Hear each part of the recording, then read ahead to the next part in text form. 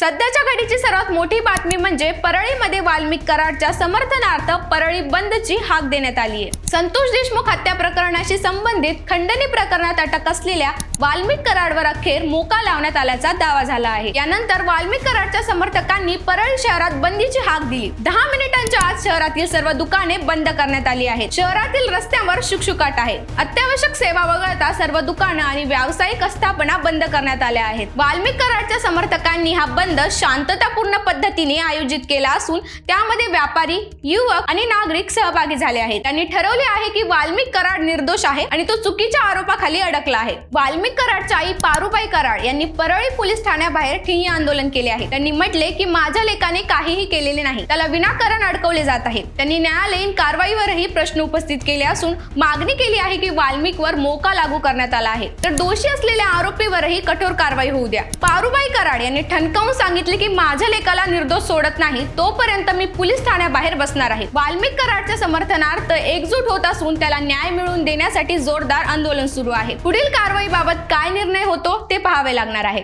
या संपूर्ण घडामोडीचा आढावा आम्ही वेळोवेळी तुमच्यापर्यंत पोहोचवत आहोत, म्हणून सत्य पे सत्ता YouTube चॅनलला सबस्क्राइब करायला विसरू नका।